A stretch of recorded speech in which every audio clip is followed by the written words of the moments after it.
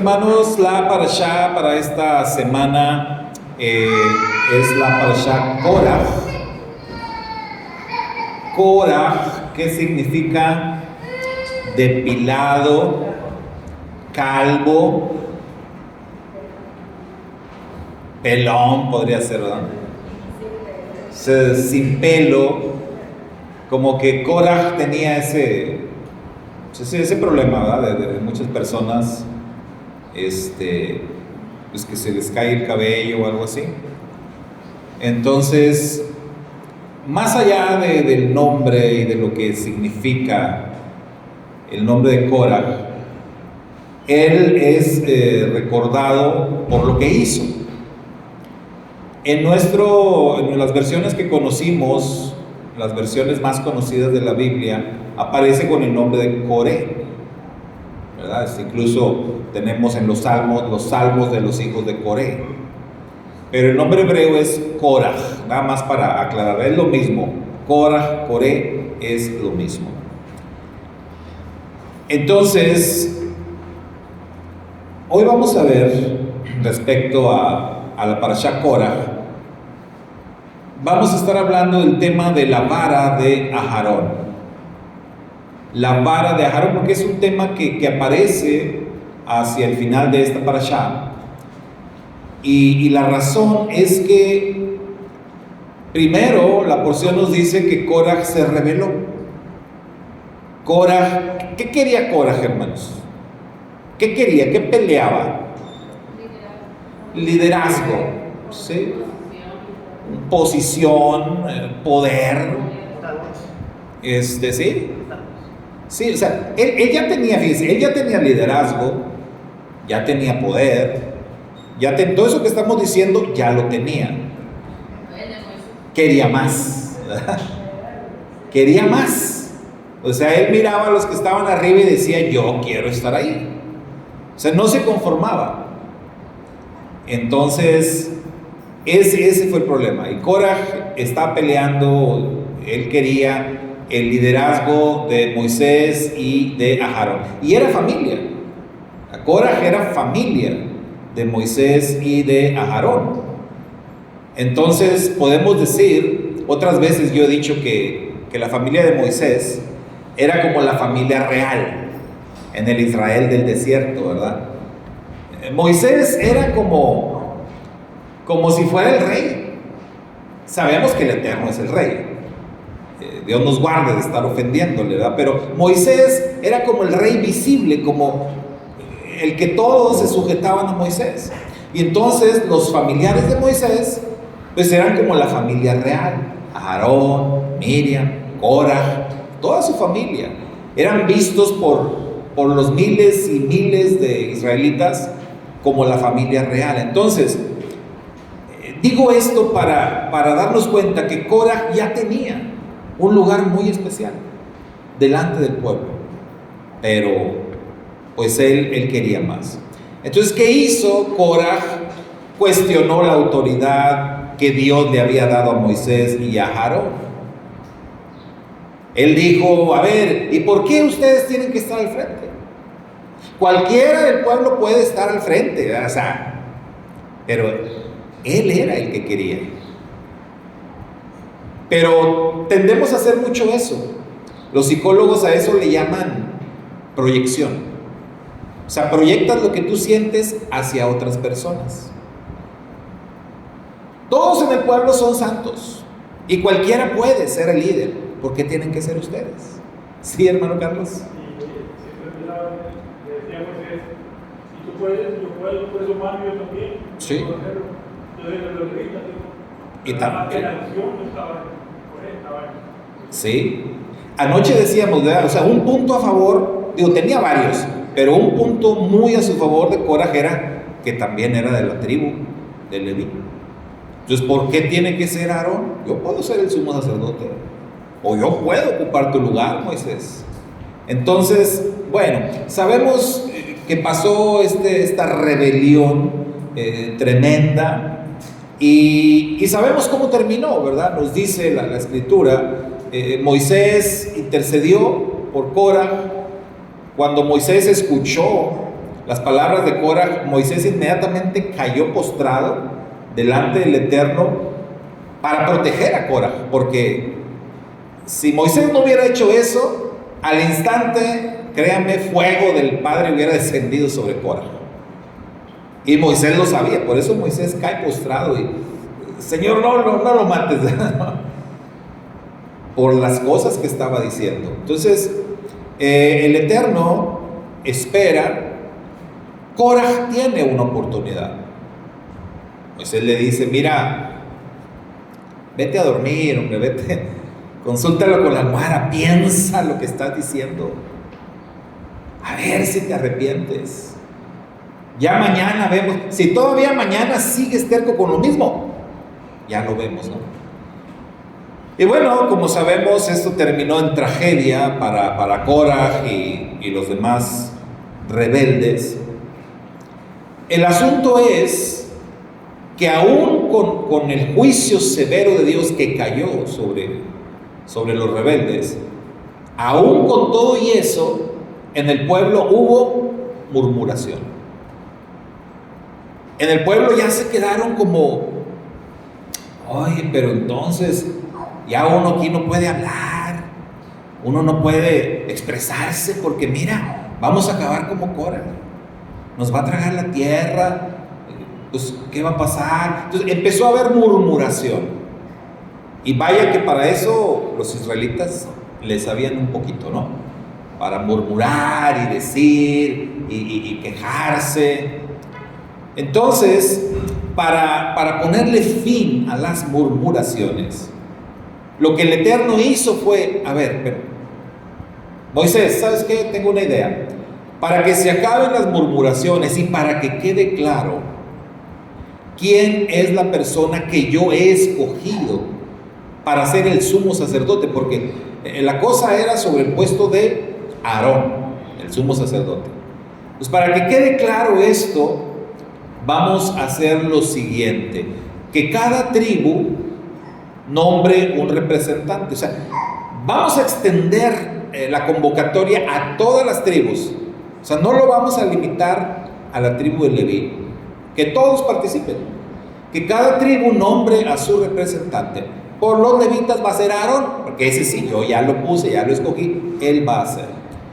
Entonces, ¿en qué consistía? Que cada príncipe que iba a participar en esto, iban a llevar su vara, que la vara era como una especie de cetro, ¿no? Y la condición era que la vara que reverdeciera, ese iba a ser el escogido del Eterno. Entonces el Eterno diseñó este plan, y de allí se derivó entonces ese tremendo milagro que conocemos como la vara de Aarón que reverdeció. De ahí en adelante en la Biblia siempre vamos a ver, cuando hay una referencia a la vara de Aarón, ya siempre vamos a ver que dice la vara de Aarón que reverdeció. Ya no era la vara de Aarón nada más. Después de eso cambió el estatus de la vara, ¿sí? Ya no era una vara cualquiera, y no era una vara cualquiera, porque esa vara tenía su historia, usted sabe. ¿Usted se acuerda? Esa varita se transformaba. Esa varita se comió a otras varas. Esa vara la levantaban y ocurrían milagros. Entonces no era cualquier vara. Pero después de esto iba a ser la vara que reverdeció. Entonces es un milagro muy importante, y a través de ese milagro lo que el Eterno estaba haciendo, mis hermanos, era confirmar el llamado de Aarón. Fíjese, este tema de la confirmación, este tema de confirmar, en lo personal a mí es algo que no me gusta mucho. No me gusta mucho porque yo soy más de, o sea, si ya quedamos en algo, si ya dije algo, pues ya, o sea, es un hecho, ¿no? Yo siempre es como, si dije sí, es sí, si dije no, es no. Pero muchas personas entiendo que les guste confirmar y me he tenido que adaptar a eso, porque me he dado cuenta que hay muchísimas personas, ¿verdad?, que les gusta confirmar. Oiga, hermano, nada más para confirmar. Oh, pues ya habíamos quedado, ¿no? Ya habíamos quedado en eso, pero bueno. Una vez les platiqué la anécdota, ¿verdad? Una vez que me invitaron a predicar a un culto de aniversario de una iglesia, con mucho tiempo de anticipación, el pastor me dijo: oye, hermano, ¿podrás venir a predicar el aniversario? Sí, claro que sí, sí voy. Tal fecha, tal hora. Sí, perfecto, claro que sí voy. Y pasó el tiempo y se llegó la fecha y llegué yo al culto bien temprano, ¿verdad? Llegué bien temprano, todavía no llegaba nadie, el pastor ya estaba ahí en su oficina. Y llegué, y cuando llego, como a los 10 minutos, llega otro hermano pastor.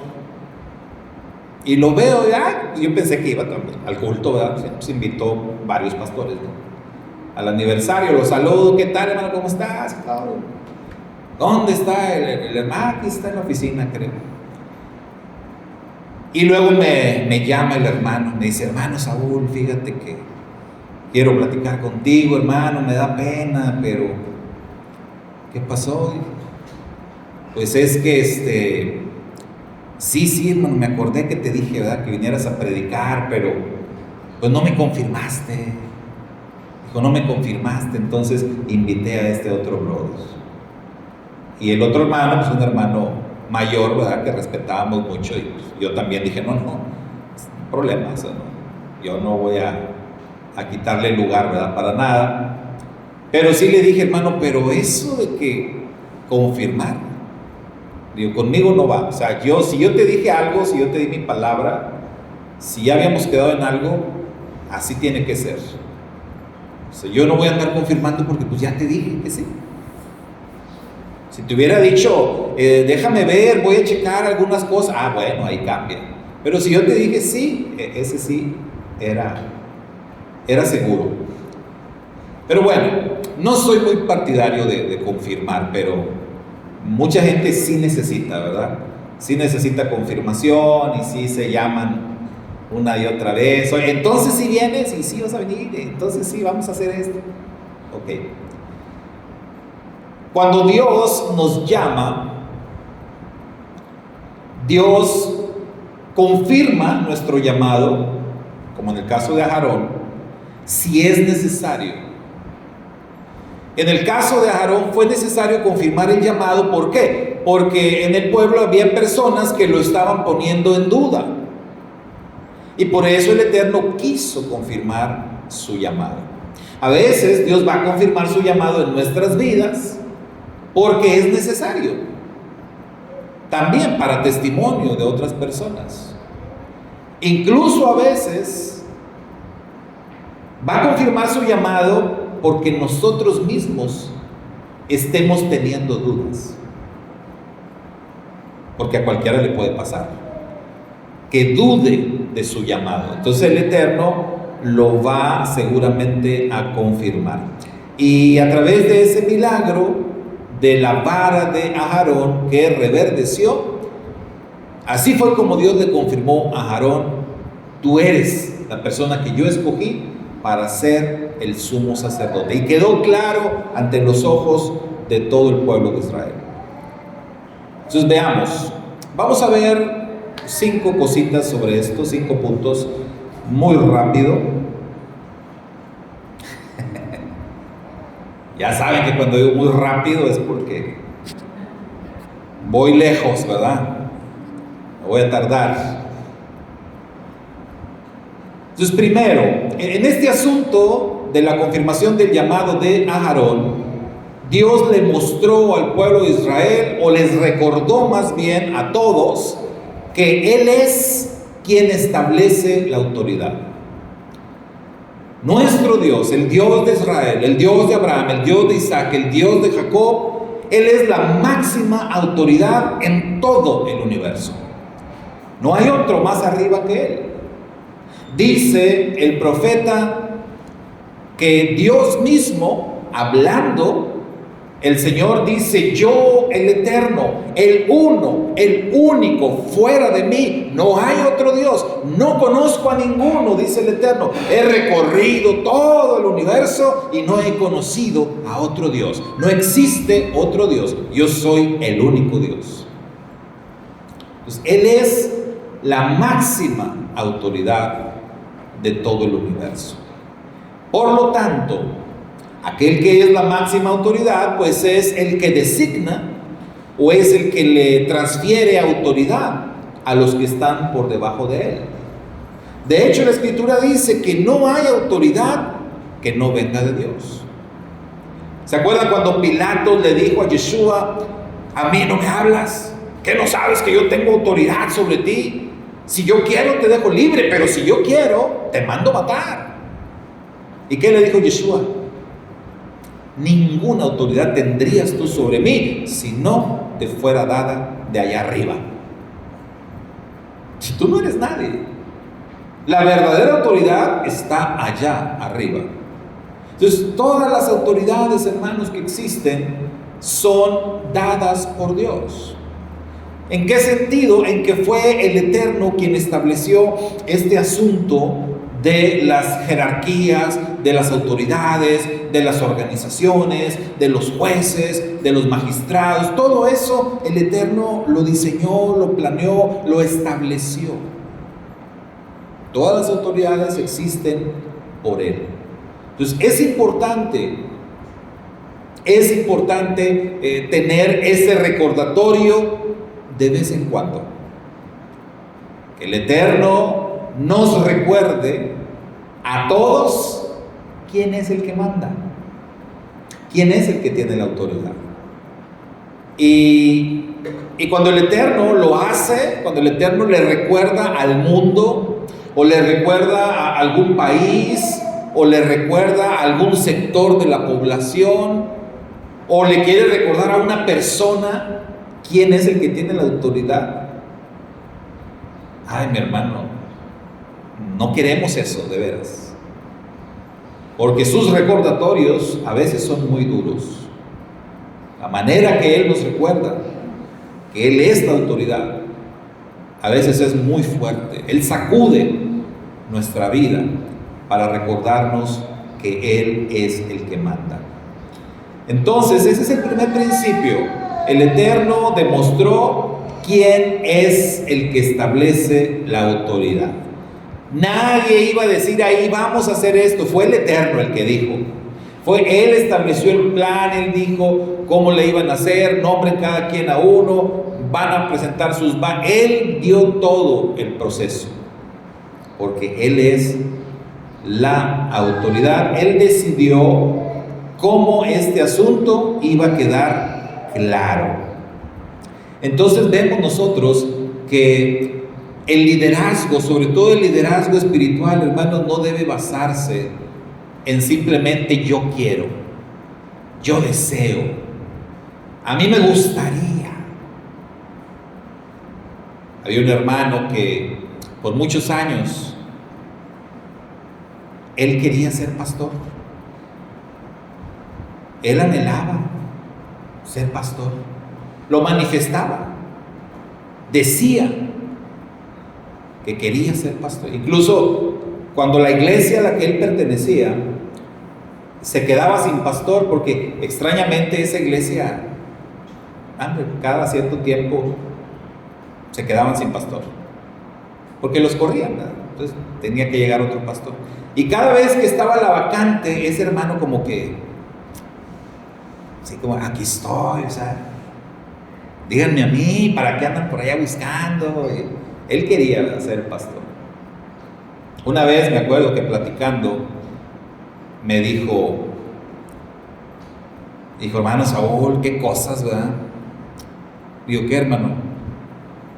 Pues ya eres pastor, ¿no? Y el joven, ¿cuántos años tienes? Dije, tengo 28, en aquel tiempo, tengo 28. Fíjate, 28 y ya eres pastor. Otra vez, dices, sí. Y tengo un hermano pastor también, ¿verdad? Y luego otro hermano también. 2 pastores. pero ya como enojado. ¿Qué trae, no? Pues sí, los dos pastores que tienen, ¿no? Hay otra familia, por si no sabe, que son 3, allá en Matamoros, 3 pastores. Le dije, sí. Le dijo, no, pues, qué cosas volví a decir. Como que él estaba hablando consigo mismo. Pero yo sabía cuál era la situación. Yo entendía que él quería. Pero ¿saben cuál era lo que había de fondo ahí? Con este hermano. Él quería el privilegio, pero no quería las responsabilidades. Es lo que pasa con mucha gente.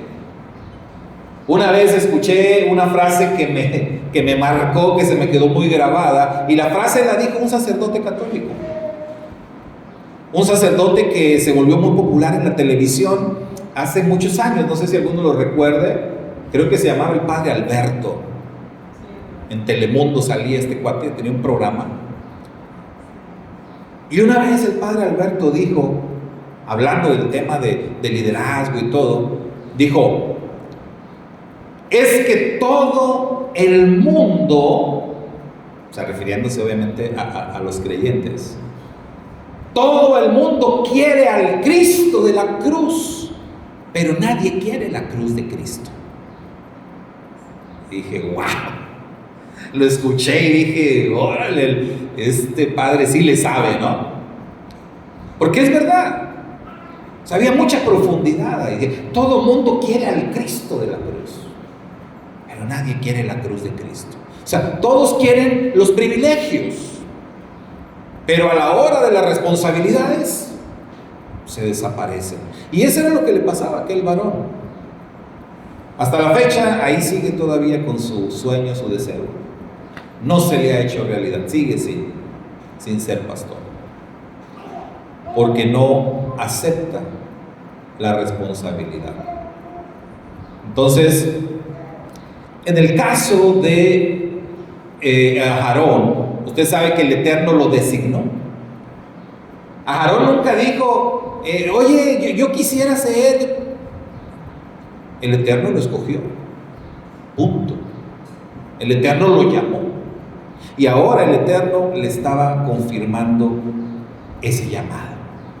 Entonces, esto no es de la persona que quiere, que anhela, que desea, sino de aquel que es llamado por Dios. Tienes que experimentar un llamado. Cada persona, mis hermanos, tiene una función específica dentro del reino. Y aquí es bien importante el que tú te hagas la pregunta: ¿conozco cuál es mi función? Bien importante. ¿Cuál es mi función? Si el hermano está diciendo que todos tenemos una función específica dentro del reino de Dios, Dios nos llamó a todos y Dios nos asigna a todos una función. ¿Conozco yo cuál es mi función? ¿Qué me toca hacer a mí? Esa es la primera pregunta. Y la segunda, ¿lo estoy haciendo? Y le podemos agregar una tercera, ¿verdad? ¿Y qué tal lo estoy haciendo? ¿Lo estoy haciendo bien o no lo estoy haciendo bien? El éxito espiritual, fíjese, el éxito, tener éxito en nuestra vida espiritual consiste en cumplir el propósito que Dios nos asignó a cada uno. Entonces, si de entrada yo no sé, yo todavía no estoy por enterado cuál es la tarea que me toca hacer, entonces estoy ahí detenido, ¿verdad? Estoy detenido porque todavía no sé qué me toca hacer. Cuando he compartido mi testimonio, que me han preguntado, hermano, ¿y cómo fue que Dios lo llamó a usted? O sea, ¿cómo supo usted que usted tenía que ser un líder, un pastor? Y yo les digo, mira, cuando Dios tocó mi corazón primeramente, ¿no? Para regresar al camino, porque yo estuve en el camino desde niño, pero luego me alejé. Y cuando Dios me llamó de regreso de una forma muy fuerte, Y empecé a ir a la iglesia a los 25 años. O sea, hace rato le dije, a los 28 yo ya era pastor. Y a los 25 yo regresé al camino, empecé a ir a la iglesia, empecé ahí a congregarme con mi familia. Y yo sabía que yo iba bien en serio, bien en serio. Yo quería servirle a Dios, pero yo no sabía qué hacer. ¿Y ahora qué voy a hacer? Yo entendía, mi vida cambió, ya no soy el mismo, ya no voy a hacer lo que hacía antes, pero entonces ahora ¿qué voy a hacer en esta nueva vida? Ir a la iglesia, nada más, sentarme y todo, no me llenaba. O sea, sí sentía bonito y me gustaba ir, pero yo, es que tiene que haber algo más, algo que yo pueda hacer aquí. Y empecé ahí a buscar. Y de alguna manera pues me empezaron ahí a involucrar. Y luego ya que un día me dijeron, hermano Saúl, ¿nos podría ayudar a dirigir el culto? Oh, hermano, yo me sentía soñado. Oh, voy a pasar al frente a dirigir el culto. Y eso sí, hermano, yo nunca dije que no. A nada. A nada. Si a mí me decía, hermano, va. Si a mí me decía, hermano, ¿nos podría ayudar a sacar la basura? órale.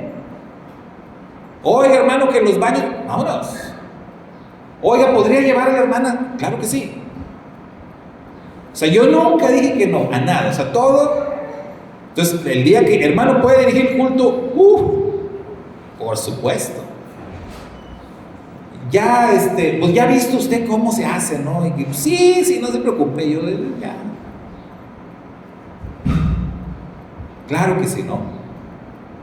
Luego me dijeron, más adelante, oiga, hermano, fíjese que nos quedamos sin un maestro de niños, pero eran los adolescentes. Se llamaban los embajadores del rey. El grupo de adolescentes, puros varoncitos, puros varones. Los embajadores del rey. Yo les cambié el nombre y les puse los empacadores del rey, porque esa es otra historia. Entonces yo me encargué, sí, claro, yo nunca había trabajado, bueno, sí tenía un poquito de experiencia, pero sí, claro, y trabajé con estos muchachos y creé un vínculo con ellos bien bonito, que todavía me he encontrado a alguno de ellos después de muchos años. Y me recuerdan y me saludan con mucho cariño. Y, ay, hermano, ¿se acuerda cuando era usted nuestro consejero de los embajadores? Sí, cómo no, sí me acuerdo. Y sí, y me involucré. Y cualquier cosa que yo veía, escuchaba, una hermana ahí, la que era la encargada de la alabanza, un día dijo, hermanos, voy a formar un coro. Voy a formar un coro de la iglesia, entonces, los que quieran hacer prueba, porque se hacía prueba, ¿no? Casting. Los que quieran hacer prueba para ver si pueden entrar al coro, los espero tal día, tal hora. Pues, ¿qué creen? Ahí estaba yo. Le entro al coro también. Y sí me quedé en el coro. Y así, ¿verdad? Yo andaba ahí en todas partes. Luego el pastor dijo, hermano, los martes voy a abrir una clase para líderes. Líderes. Y pues yo no soy líder. Me acerqué al pastor y le dije, oiga, hermano, pues yo no soy líder, pero ¿puedo venir a la clase? Sí, hermano, véngase. Y fui a la clase. Y empecé a aprender, ¿verdad? Ya otras cosas ya de más nivel. Que esas clases dije, wow, estas clases no es lo que nos enseñaban en la escuela dominical, eran temas más elevaditos, ¿no? Y ya empecé a ir a las clases. Y luego, no, que va a haber un curso de no sé qué. Ahí estaba. Y así, mis hermanos, hasta que un día, teníamos la hermana misionera me invitó, porque tuvimos una brigada médica, fue gente a la iglesia, y ahí en las brigadas médicas, pues les hablábamos a las personas de la palabra de Dios, y antes de que los atendieran los médicos. Entonces ahí era como que tratamos primero el alma y luego el cuerpo, ¿no? Entonces así trabajamos. Y ahí conocimos a varias personas, y una de las personas que conocimos nos invitó a su casa,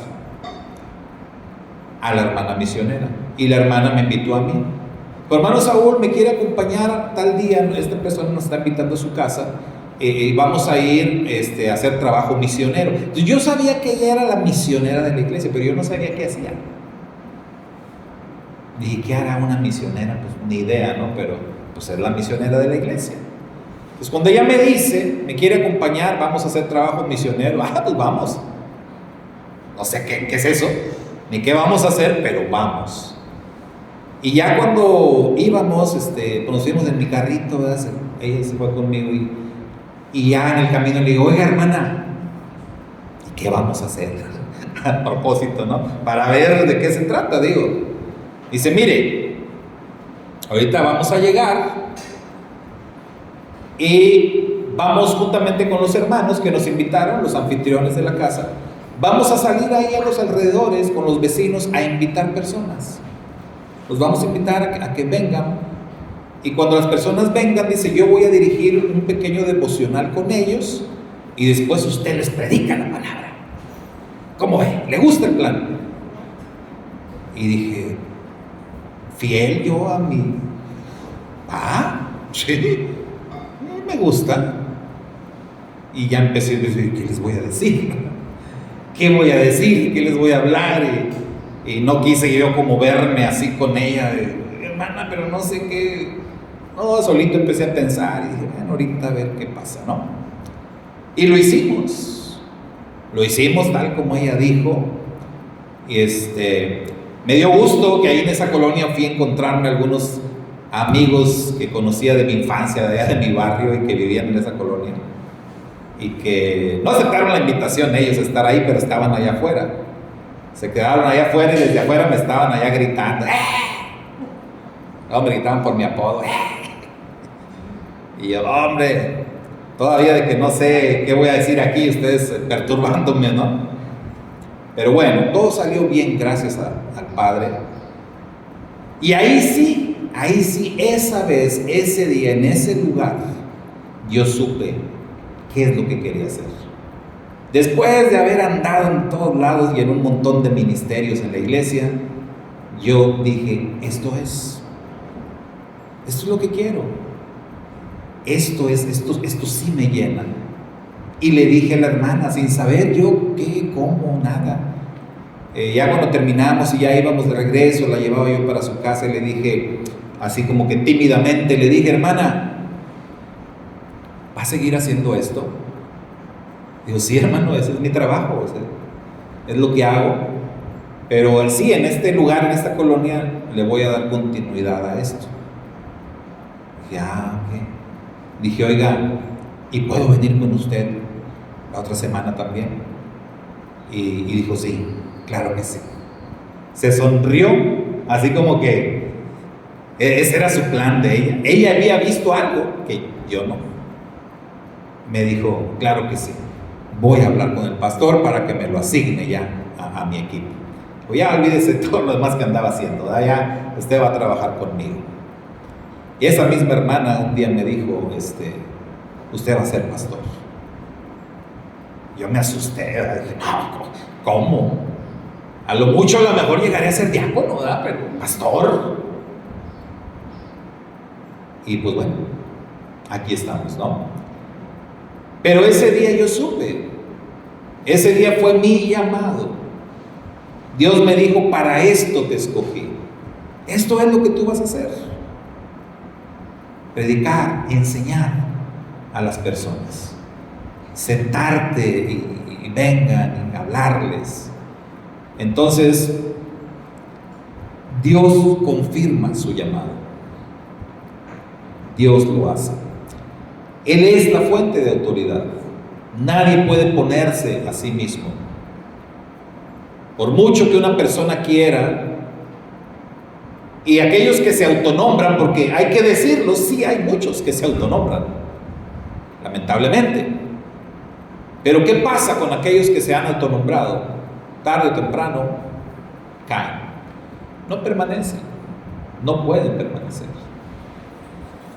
En segundo lugar, hermanos, Dios puede traer vida donde parece que ya no hay esperanza. Este es uno de los milagros más impresionantes en la palabra de Dios, porque aunque no es tan espectacular como el mar abriéndose, oye, es una vara. ¿Usted sabe lo que es una vara? Una rama de un árbol, que ya la cortaste del árbol, ya no tiene vida, ya se murió, ya está separada. Incluso nuestro santo maestro Yeshua decía: permanezcan en mí, porque separados de mí nada pueden hacer. En otras palabras, Yeshua dice: se separan de mí, se van a secar, se van a morir, porque Él es, en Él están nuestras raíces, de Él tomamos vida, si nos separamos de Él morimos. Esta era una vara, una rama que estaba muerta, y sin embargo, ¿qué hizo Dios con ella? Surgieron renuevos. Primero lo que llamamos retoñó, ¿verdad? Decimos retoñó. Empezaron a salir renuevos. Luego empezó a florear y luego dio fruto, y todo eso, hermano, en una noche. En una noche pasó todo esto. Entonces Dios nos enseña que Él tiene un poder tremendo para restaurar, un poder de restauración maravilloso. Entonces, cuando vemos el milagro de la vara de Aarón, esto nos muestra que nuestro Dios tiene poder para restaurar lo que sea. Lo que sea. Matrimonios deteriorados, ministerios estancados, sueños olvidados. Porque muchas personas tuvieron un sueño y luego lo olvidaron. Muchas personas, por las circunstancias de la vida, por lo que usted quiera, se olvidaron de aquel sueño que tenían, de lo que su corazón les impulsaba a hacer, y lo dejaron ahí. Pero el Señor no lo olvida. Y si es el plan del Eterno que ese sueño se cristalice, se vuelva realidad, Él lo puede hacer. No importa cuánto tiempo ha pasado. No importa si dices: oye, pero no, ya no tengo fuerza, ya no soy el mismo de antes. Ya no tengo 20, ya no tengo 30. Moisés fue llamado a los 80 años. ¿Se acuerdan? Tenía 80 años cuando la experiencia de la zarza. 80 años. Sí, Dios lo había preparado toda su vida, pero su llamado fue a los 80 años. Cualquiera hubiera dicho: no, hombre, Moisés. Ahí en el seminario los pastores, dos pastores que fueron a estudiar ya mayores, tendrían 50 y tantos años. Cuando yo fui a estudiar al seminario, pues tenía 27 años, cuando ingresé al seminario. Y había hermanos, dos hermanos que tenían 50 y tantos años. Y un hermano pastor que tenía más de 40 años de ministerio, de ser pastor, les decía a estos dos: ustedes ya que vienen, era bien tremendo, ¿no? Ustedes ya que vienen, ya están viejos, que no saben que chango viejo no aprende maroma nueva, así les decía. No, hombre, ya, ustedes ya nada más vienen a dar las obras ya. Pero fíjense qué cosa, los estaba probando. Este hermano le gustaba mucho decir chistes y todo, pero ahí los estaba probando. A ver si es cierto, a ver si aguantan, a ver si terminan, a ver si permanecen. Y sí terminaron y sí prevalecieron. Uno de ellos, pues, era mi pastor. Entonces, el Eterno puede dar vida, aun cuando tú crees que ya todo está perdido. Él puede renovar, Él puede restaurar. nuestra vida, nuestro ministerio. Puede ser que alguien diga, pues, sí, yo algún tiempo serví al Eterno, pero dejé de hacerlo y pues ahora ya no, ya. ¿Y por qué no? Dios puede restaurar, Dios puede levantar. Él tiene el poder y Él tiene la autoridad. Vemos acá entonces que la esterilidad se convierte en fertilidad. Si algo en tu vida parece muerto, no pierdas la esperanza. Dios todavía está trabajando. Yeshua decía, mi Padre hasta ahora, hasta hoy, sigue trabajando. Y yo sigo trabajando también. Eso no se detiene. Entonces nadie puede decir, no, ya no. ¿Por qué? Si Dios es el mismo y Él sigue trabajando y sigue siendo poderoso y sigue transformando vidas y sigue haciendo todo lo que sabe hacer. ¿Quién eres tú para decir que no se puede? Nosotros no tenemos, ¿verdad?, esa autoridad. 3. El proceso del fruto verdadero. Y aquí está un poquito de lo que les decía hace rato, ¿verdad? Porque, mire, la vara produjo 3 etapas simultáneamente. Esto fue un tremendo milagro. Pues todo pasó en una noche. Pero realmente allí estamos hablando de un proceso, hermano. Un proceso. O sea, primero renuevos, luego flores. Tercer lugar, las almendras, ¿verdad? El fruto. Espiritualmente, los renuevos representan el comienzo, el principio de una nueva obra. Ese es el renuevo. Cuando entiendes, me tengo que renovar. Ahora, la Biblia nos dice que tenemos que renovarnos, ¿sí o no? ¿Cada cuándo? Todos los días. Todos los días. La instrucción de la palabra de Dios es diario. Tenemos que estarnos renovando constantemente. Entonces, primero renuevos, luego flores y luego los frutos. Las flores podríamos compararlas con esta parte de la belleza, de la fidelidad de las promesas de Dios. Porque, como dice por ahí un himno, grandes, fieles son las promesas que el Señor nos ha dado. El fruto, por supuesto, son los resultados visibles de una vida obediente. Y aquí es donde decimos, muchas personas desean el fruto, como aquel hermano que les platicaba. Muchos quieren el fruto, pero no quieren pasar el proceso. Eso sería como, oye, yo quiero el aceite, pero no quiero ser machacado. ¿Se acuerdan el proceso para sacar el aceite? Había que machacar, ¿sí? Machacar las olivas, bien machacadas, para obtener el aceite. Que alguien dijera, pues quiero el aceitito, pero no me podré brincar la machacada. No se puede.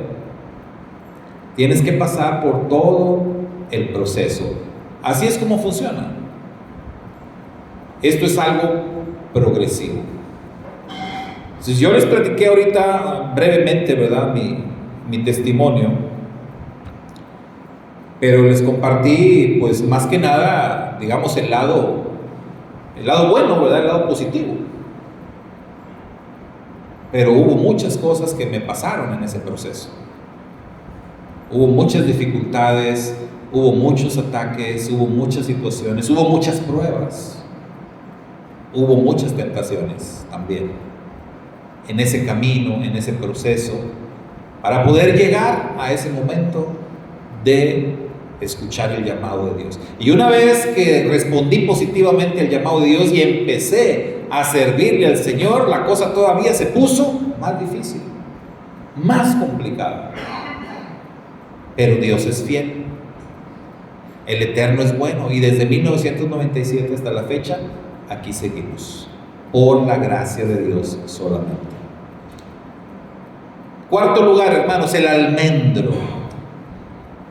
No, la vara de Aarón no fue de otro árbol, ¿verdad? No, almendro. Pudo haber sido, no sé, una vara de un naranjo, de un limón, de otra cosa, pero no, era de un almendro. La vara produjo almendras. En la cultura hebrea, el almendro es conocido por ser el primer árbol que florece después del invierno. Y esto es maravilloso. Esto nos habla de que es un árbol de guerra, ¿no? Porque después del invierno está difícil. El invierno es como símbolo de algo duro, de algo complicado, de una situación, sobre todo cuando hablamos de un invierno crudo. Y el almendro es el primero que florece después del invierno. Su nombre hebreo es Shaquem y está relacionado con la idea de vigilar o estar atento. En Jeremías capítulo 1 versos 11 y 12, el Eterno utiliza precisamente una rama de almendro para enseñar que Él, el Eterno, vela por el cumplimiento de su palabra. Dios observa cada detalle de nuestra vida. O sea, Dios mismo se compara con un almendro. Y se acuerdan ustedes que Yeshua dio una instrucción muy precisa a sus discípulos respecto a ser vigilantes. Hay que estar velando. Hay que ponerse serios, decía Yeshua. Hay que ser sobrios. O sea, hay que tomar las cosas muy en serio y estar muy atentos, vigilantes, observando. Eso es lo que hace, o eso es lo que representa la figura del almendro.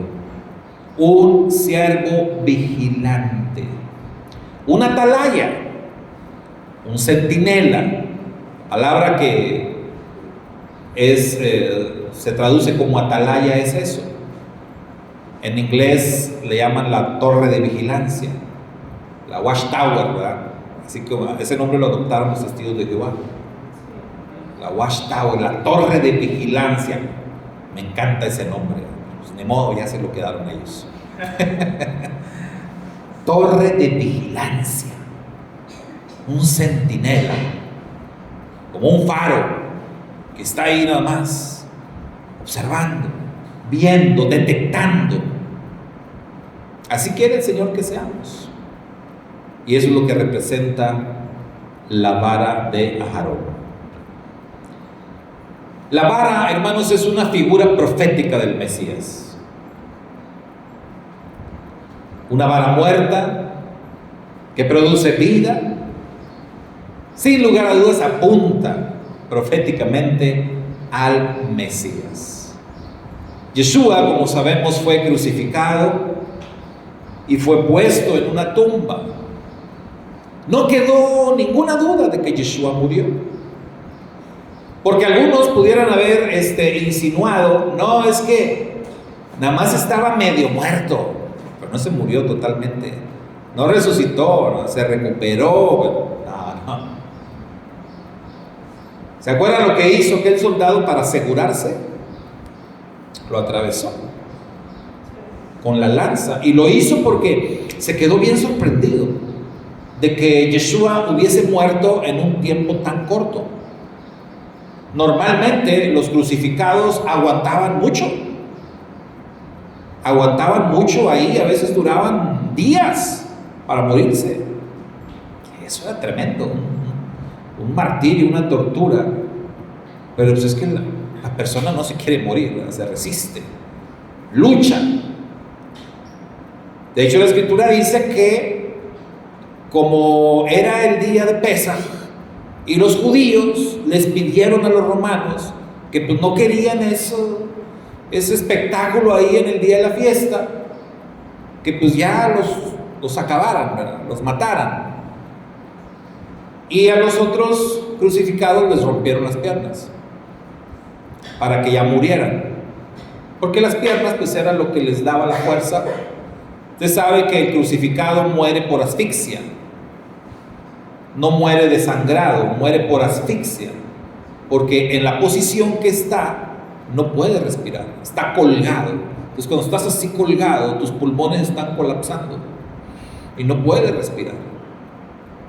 Entonces la única forma en que puedes respirar es apoyándote en las piernas, en los pies. Para hacer esto, levantarte un poco y agarrar aire. Pero ese movimiento era una tortura porque tienes un clavote ahí en los pies. Y era un dolor terrible. O sea, la mente de los romanos era muy cruel, muy despiadado. Entonces le rompieron las piernas para que ya no pudieran hacer ese esfuerzo y ya murieran asfixiados. Pero cuando iban a romper las piernas de Yeshua, ellos dicen, este ya está muerto. Pero no puede ser que se haya muerto tan pronto. O sea, el milagro ahí consistió en que se murió muy pronto, muy rápido. Porque él murió cuando él decidió morir. ¿Se acuerdan que Yeshua dijo, a mí, mi vida nadie me la quita?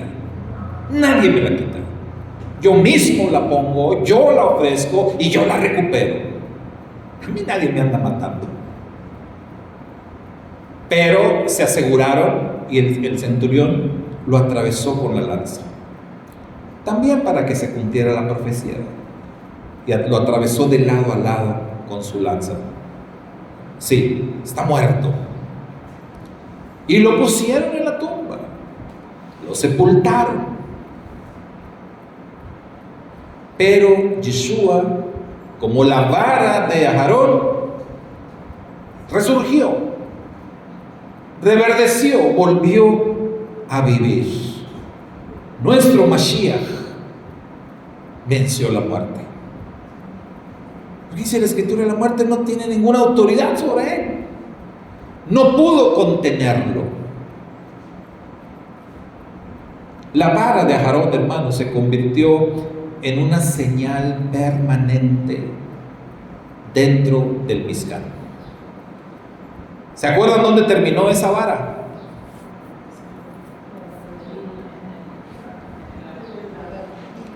En el Kadosh Kadoshim, en el lugar santísimo, en el arca de la alianza, donde se guardaban solamente objetos muy sagrados. O sea, ahí estaban las tablas de la Torá. Ahí estaba una muestra del maná y ahí estaba la vara de Aarón. Entonces debe haber estado grande el cofre, el arca. Ahí estaba, ahí la guardaron. Ese era el arca del testimonio. Tenía 3 testigos ahí, poderosísimos. El maná que alimentó 40 años al pueblo, que todos los días descendía del cielo. Las tablas de la ley que te dicen cómo tiene que ser tu vida delante de Dios. Y la vara de Aarón que te recuerda que sin importar las circunstancias que estés pasando, así puedes ya estar muerto, el Señor te va a levantar. Job lo dijo. Job lo declaró. Yo sé que aunque yo ya esté allí, en el polvo, aún del polvo, tú me levantarás. Y la vara se convirtió en esa señal permanente, que nos recuerda, mis hermanos, que es Dios el que nos ha escogido, que es Dios el que nos ha llamado, que es Dios el que nos da vida y vida en abundancia.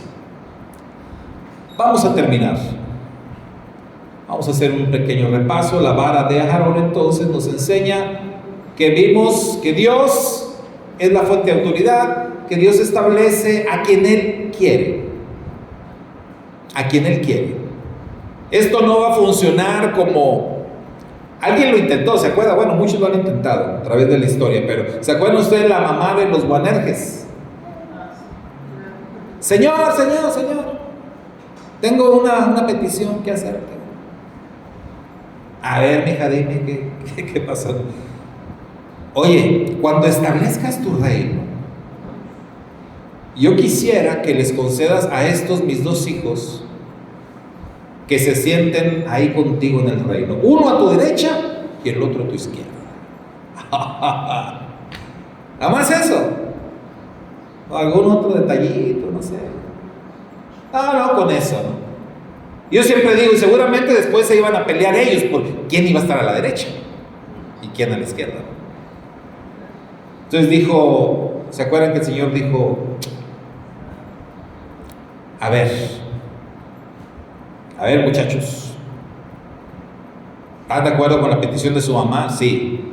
¿Quieren sentarse a mi derecha y a mi izquierda? Sí. ¿Están ustedes dispuestos a ser bautizados con el bautismo que yo soy bautizado? ¿Están dispuestos a seguir mis pasos? ¿A padecer lo que yo voy a padecer? Estamos dispuestos, Señor. Bueno, eso se los concedo. Eso se los concedo. Híjole, pero lo de sentarse a mi derecha y a mi izquierda, eso no lo decido yo, eso lo decide papá. Entonces vamos a dejarlo así. A ver qué pasa, ¿no? Pero lo otro, cuenten con ello, que van a sufrir por mí, van a padecer por mí, van a dar su vida por mí, eso sí se los concedo. Así trabaja la mente del Señor. Tú quieres el privilegio y no quieres la responsabilidad, el Señor te dice, pues la responsabilidad va primero, el privilegio vamos a ver si se da. Él establece a quien Él quiere. Por eso no debemos de buscar posiciones que no nos corresponden.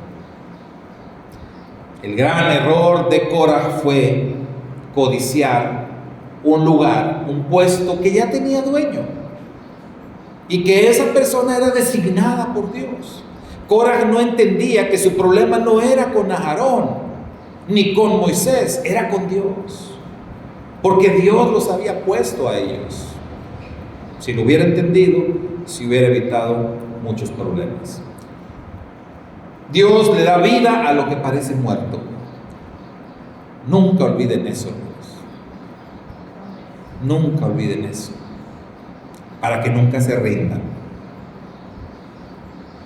La cosa puede verse ya fatal, perdida, pero todavía no se ha dicho la última palabra, y el que la dice es el Eterno. El fruto verdadero proviene de su poder. Él vela por el cumplimiento de su palabra. El Mashiach es la máxima manifestación de vida que surge precisamente de la muerte. Donde parece que ya todo está perdido, ahí se manifiesta nuestro poderoso Redentor. Entonces quiero que nos hagamos esta pregunta final. ¿Estoy permitiendo que Él haga florecer la vara que ha puesto en mis manos? Es decir, nuestro llamado. Porque todo este tiempo que hemos hablado de la vara, estamos hablando del llamado de Dios. Él nos llamó. Él nos llamó. Y recuerda que cuando Él te llama por tu nombre. No es un llamado al azar. No es un llamado a ver quién responde. Es un llamado personal. Entonces Dios te llamó a ti por tu nombre. Te escogió a ti. No podemos evitarlo. A mí me encanta el ejemplo de Isaías, porque Isaías, cuando habla de su llamamiento, dice que tiene la visión en el templo, ve la gloria del Eterno, pero lo interesante ahí es que el templo estaba solo, no había más personas. Cuando el Eterno dice, ¿a quién enviaré? ¿Y quién irá por nosotros? Fíjese, por nosotros, porque ahí estaban los ángeles, ¿no? Porque si el Eterno hubiera dicho, ¿quién irá por mí? Isaías se les hubiera quedado viendo a los ángeles de, órale. ¿Qué no están oyendo? Pero el Eterno dijo, ¿quién irá por nosotros? Como así, a ver, querubines míos, háganse para acá. ¿Quién quedaba ahí? ¿Quién estaba ahí nada más solito? Isaías. ¿Para quién era el llamado? Para Isaías. Y lo entendió y por eso respondió. heme aquí, envíame a mí. Entonces, el Señor nos llama a cada uno. Él nos ha llamado por nombre, Él nos ha escogido con la finalidad de que le sirvamos, que cumplamos con una tarea específica. Por eso la pregunta: ¿estoy permitiendo que Él haga florecer la vara que ha puesto en mis manos? ¿Estoy dejando que ese llamado de Dios se renueve cada día, se fortalezca, eche flores, salga fruto? Porque eso sí depende de nosotros. El llamado está ahí, el poder está ahí, Dios está ahí, Él sigue siendo el mismo. Ya lo único que falta es nuestra decisión. Nada más. Shabbat Shalom. Shabbat Shalom, mis hermanos. La decisión es de cada uno. Quiere el Padre que cada uno de nosotros reflexionemos y fortalezcamos ese llamado y tomemos la decisión de servir con más ahínco y con más fidelidad a nuestro Padre. Shabbat Shalom a los hermanos que nos han acompañado allá a la distancia. Bendiciones.